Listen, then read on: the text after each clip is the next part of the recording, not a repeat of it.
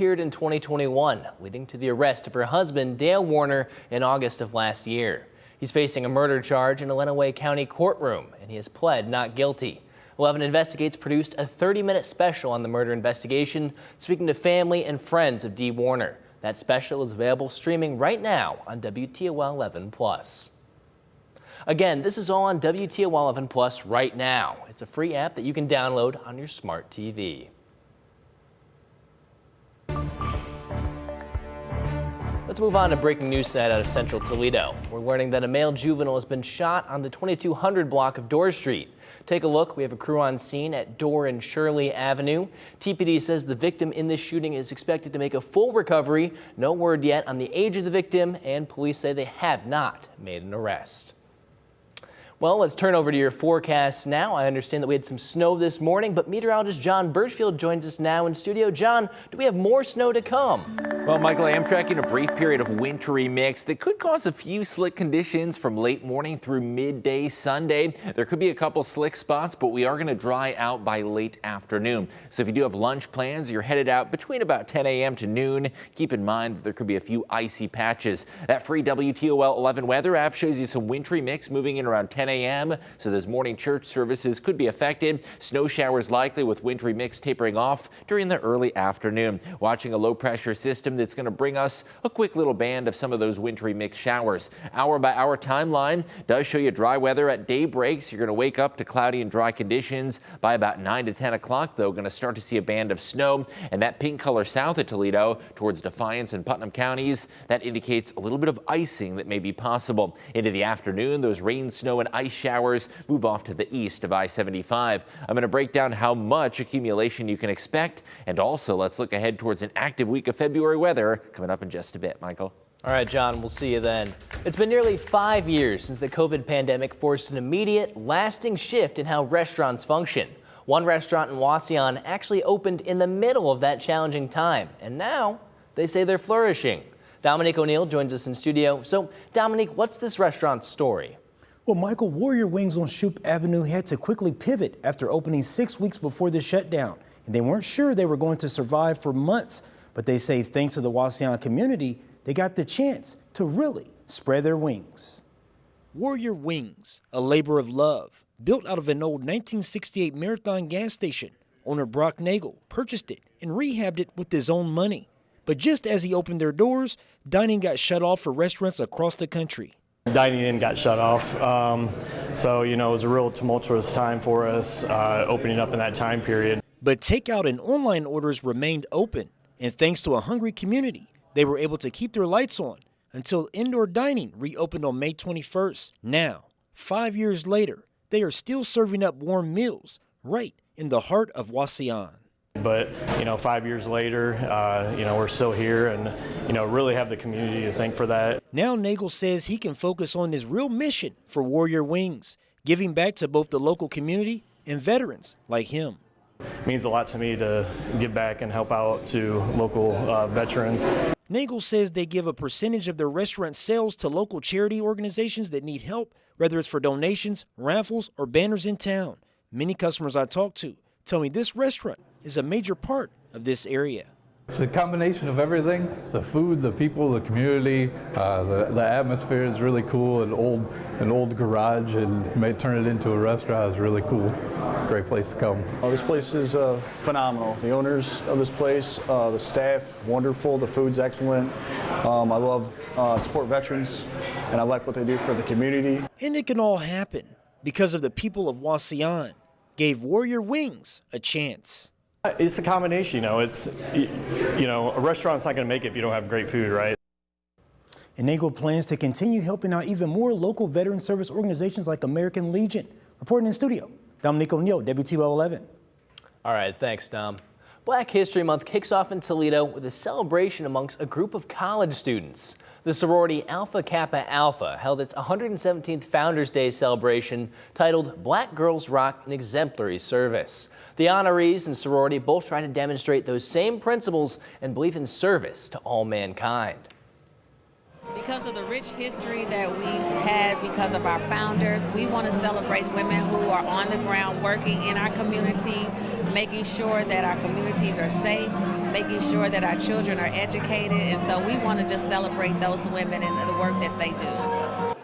8 awards were presented today, and the organization has raised several $100,000 for scholarship money over 4 decades.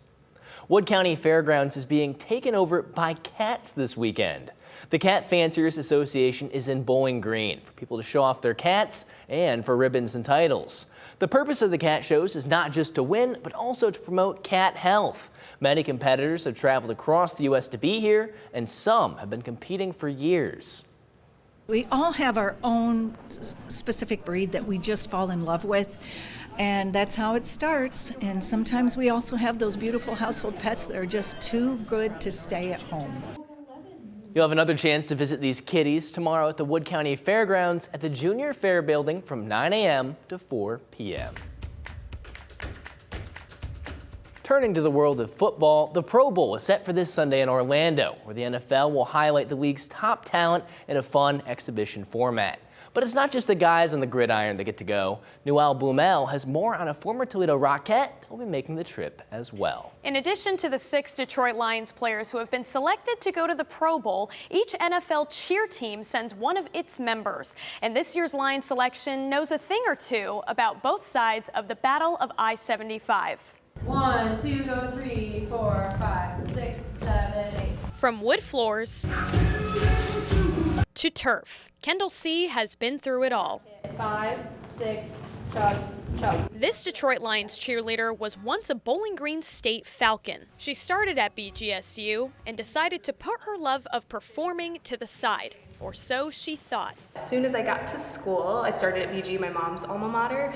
I got the urge to start performing again, and that was right around the time that the Lions announced their 2016 inaugural cheer team. With her eyes on a Lions uniform, she decided to head north of BG to Toledo to train and train and train until her burnt orange and seal brown logo turned midnight blue and gold. I started to get back into training, and through training and lots of visits to Toledo to take classes, I found that UT fit me a little bit better. So I transferred to UT and decided to join their dance team. Getting a front row seat to the second sport she was raised around. I grew up loving the game, and I knew that pairing something that I already loved with something that I was really good at and passionate about, dance and performing, it seemed like a match made in heaven. Taking her love for dance from the studio 2, 3, 4. to the sidelines. Getting to perform in the Glass Bowl, that was my first time being able to perform on a large scale, dancing on a football field. So that helped me to really understand how to perform to a large crowd, especially now at Ford Field on game days for 65,000 fans. Today, Kendall is closing in on her 6th season with the Detroit Lions cheer team, her 3rd year as captain, and now the newest Pro Bowl ambassador. We have our next Pro Bowl cheerleader being announced today, Miss Kendall. When it came to selecting the next Pro Bowl cheerleader, it was easy for the coaches. Kendall C. is beautiful inside and out, and right away she has a spark, that not a lot of people have. This season it was Kendall without a doubt. We take the the application and the hiring process really seriously because these women are public facing, and we know that everyone's going to love her as much as we love her. With DLC being one of the most recently formed cheer teams in the NFL, shaping the standard now is something that's talked about often. There's teams in the league that have been around for 30, 40, 50 years, and ours is, 10. And so the people that are in this program now are our legacies. Kendall is far involved in that. Like, she's just a cut above the rest when it comes to really understanding what my goals are and what the organization's goals are for this program. And she already is, just a legacy person. The legacy that I want to leave on DLC is just working hard and being humble and staying focused on the task at hand. I think when you're able to do that, building a sisterhood and being effective at your job just comes naturally. And again, Kendall will be making her Pro Bowl debut this Sunday in Orlando at 3 p.m. Reporting in studio, Noelle Blumel, WTOL 11. And weather-wise, we do have some wintry conditions for the tail end of the weekend, watching the chance for both snow and a little bit of an icy mix. I'll break down the timing and impacts you can expect coming up next.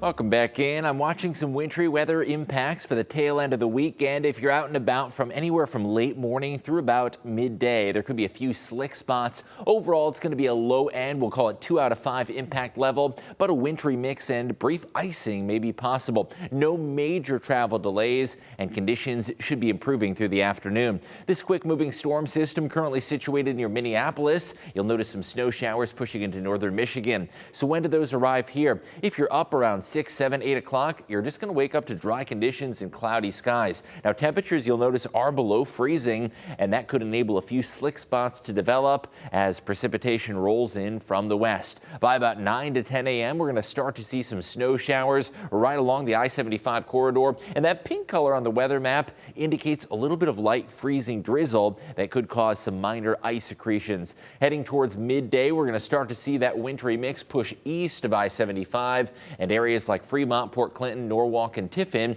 could be seeing a bit of ice around the lunch hour. By the afternoon, temperatures climb above freezing, so anything that does stick on the roadways likely to melt away. You'll notice well above freezing across northwest Ohio, and even in lower Michigan, temperatures at least 35 degrees. In terms of how much ice to expect, only around 1/100th of an inch for most areas, with isolated higher amounts to the south. Generally, it takes close to 1/10 of an inch of ice to cause any widespread travel issues. So I would urge you to use caution on the bridges and overpasses, even on the sidewalk and any untreated surfaces, but those major roadways will be just fine. A light coating of snowfall is possible across southern Michigan. Could see up to about 1/2 an inch, but it's really nothing to write home about. But there could still be a few icy and slippery spots heading out midday. That light wintry mix tapers off shortly after the lunch hour, and temperatures do climb up into the lower 40s for your Sunday afternoon.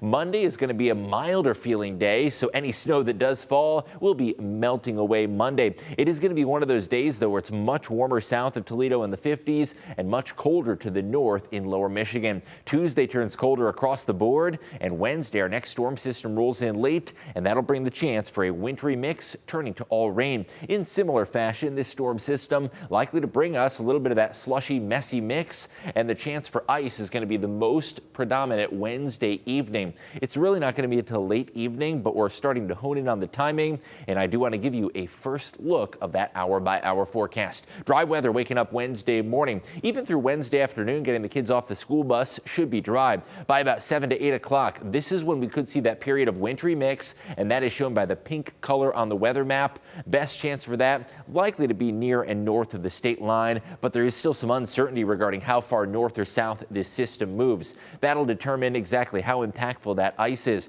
Now, Wednesday night, we are expecting a transition to all rain showers as a cold front moves on through. I do expect conditions to be improving on Thursday, even though temperatures will be dropping behind that front, but the rain should wash away any ice that we do see. Sunday, that wintry mix, rain, snow, and a little bit of ice possible midweek. And next weekend, we do have our sights on another storm system. Wednesday and Thursday, we'll keep an eye on the impacts of that one, but I do think we're going to climb above freezing, causing a transition to just rain, and similar Saturday and Sunday with a wintry mix and rain likely. Michael?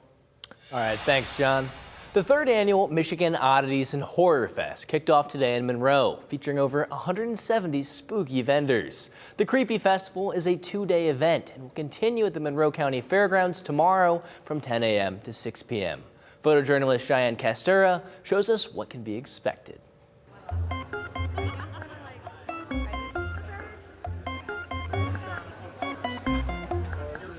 The Michigan Horror Oddities show has been growing more and more every year.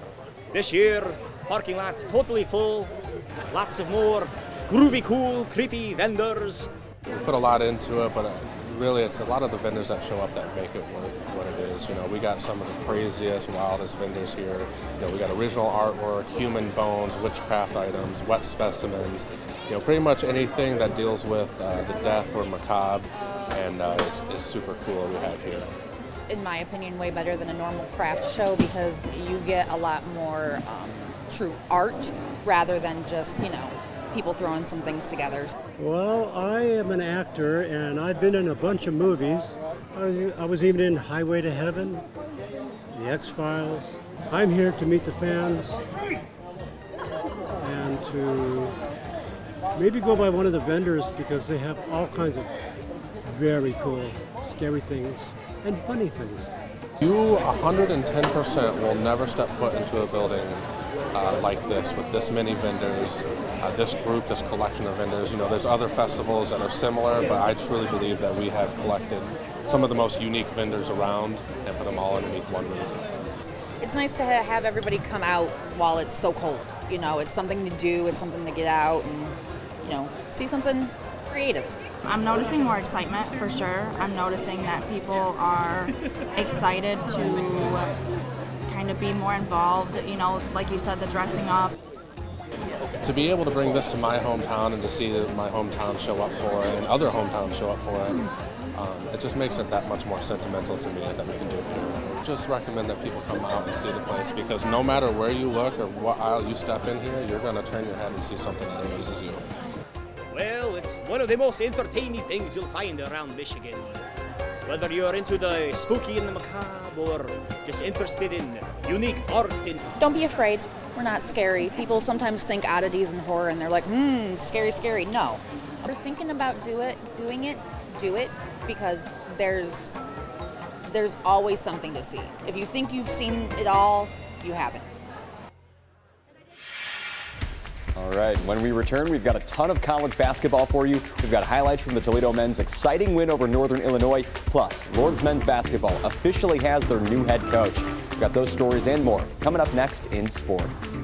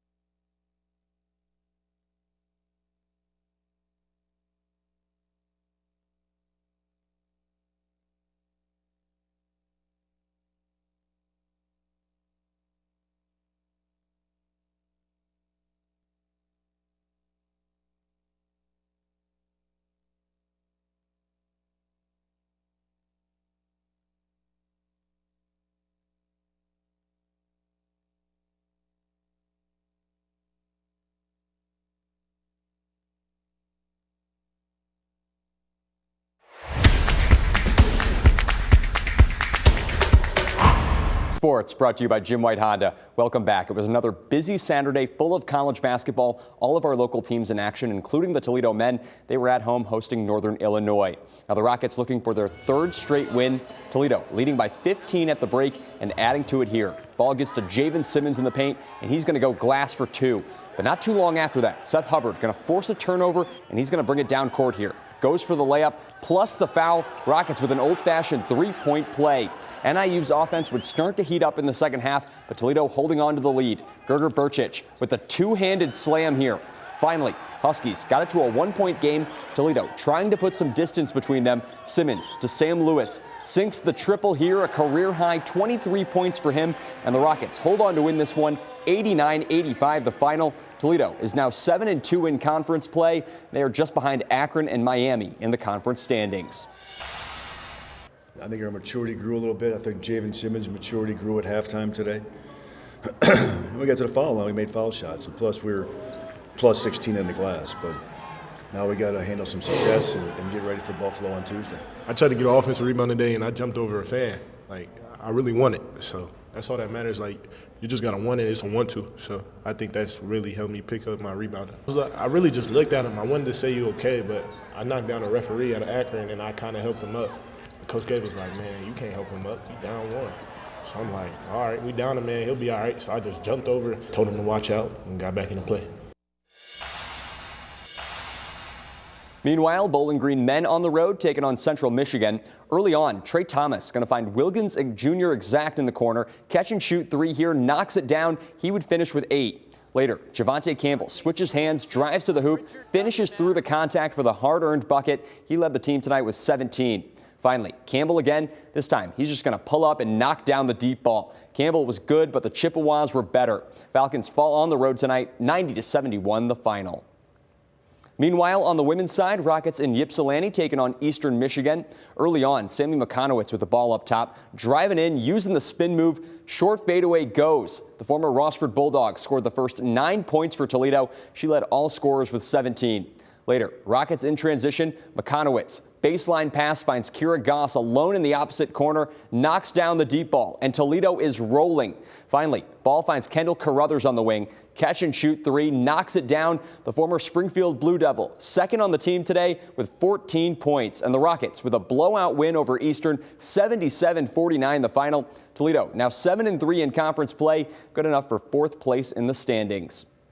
And our final game, Bowling Green women also up at Mount Pleasant, taking on Central. Early on, Falcons in transition. Amy Velasco flips it to Paige Kohler. Catch and shoot 3, buries it there. She would lead her team with 17. Later, BG works it to Erica Porter in the paint. Goes to work down low, puts up a shot, gets it to fall. She would have 14 in this game, including 9 in the 4th quarter. Falcons needed it because they were down by as much as 12, but they would come back to take the lead. And right here, Porter to Kohler. Fires a deep ball, knocks it down. Huge shot to put this game away, and the Falcons got out a much-needed conference win on the road, 76-69 the final. And down in Mobile, Alabama, the Senior Bowl was happening today. Had a handful of local players in the game, including Harold Fannin Jr. Fannin led his team in catches in this game. It was also announced earlier this week Fannin will be participating in the NFL Combine in April. Most draft boards have Fannin as a second-round draft pick. And back in Bowling Green, the Falcon baseball team is raising money for the program, hosting their 2nd annual First Pitch Dinner. The keynote speaker, baseball alum John Mitchell. Mitchell was a part of the class of 1978 and says events like this help keep up support for the program only 5 years after it was nearly cut. WTOL 11's own Steve Iwanek got to MC the event too. You see him there. Here's Mitchell and head coach Kyle Halleck on what nights like these mean for the program. It can do so much. I mean, look at the support for the program. I mean, it was after COVID, the plug was pulled. The university had the courage to bring it back. A bunch of people jumped in to get the program back, and look at what happened this last year. They set records. It was historic. So I think this is just the beginning. John's been a huge supporter of BGSU baseball ever since he's left. He's had a great business career, a lot of success, and his and I's first conversations really happened in 2020 when he appeared on the Zoom call, and he showed up in a big way. He steps up to the plate all the time, and him getting back to campus coming from Florida and New York and wherever he travels from, it's really important for our guys to meet him because, you know, without John Mitchell, we're not standing here talking about a baseball program 4 or 5 years ago. And some big news for Lords basketball. The university announced Friday that interim head coach Jake Dupree will have the interim tag removed. He is the new full-time head coach of the program. Dupree was the associate head coach under Dennis Hobson and had been the interim coach since Hobson stepped down back in August. Dupree says he's excited to move full steam ahead and let recruits know he's here for the long term. That's really our main focus. So I told the guys when the tag got removed, it's not a me thing, it's a we thing. Because, you know, I'm not in this position without them, you know, with the success that we've been seeing. So we got a great group of guys. It's a testament to them and their focus. But we still have a lot of things that we need to work on to be the team that we need to be at the end of the season. And finally, the Walleye were in action tonight on the road playing Cincinnati. And Tyler Spezia, the former Bowling Green Falcon, had the game-winning goal in overtime. He'll be back home Sunday night to host Wheeling. But until then, that's all for sports. We'll be right back.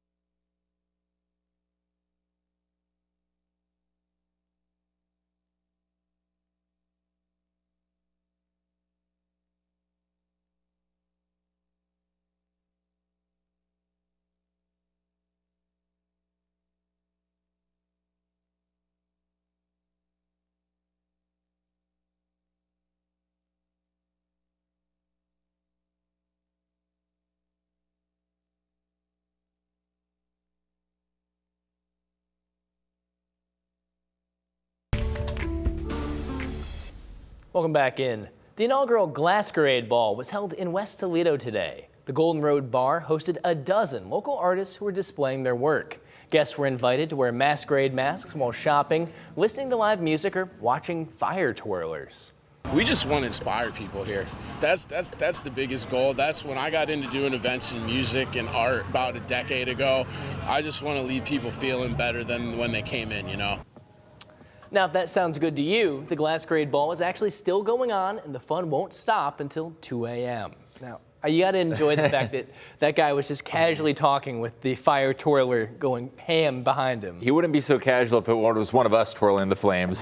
No. I'll be the one observing it. And I'd be the first one to drop it. I'll admit it right here. yeah, that's a lot of pressure. Absolutely. Can't take the heat for sure. We're not going to get any heat in the forecast tomorrow. Going to be a little bit chilly with the chance for some wintry mix. Timing-wise, I think it's really the late morning through midday hours, about 10 a.m. to noon, that you should use caution with a few slick spots on the roads. Monday turns milder, but we do have another storm system Wednesday into Thursday. That one could bring us, once again, the chance for a little bit of ice late Wednesday, turning to all rain early Thursday, and a repeat performance, another one Saturday into Sunday. Okay, everybody, you know the drill. Get your salt, get your shovels, and we'll see you again tomorrow night. Thanks so much for watching.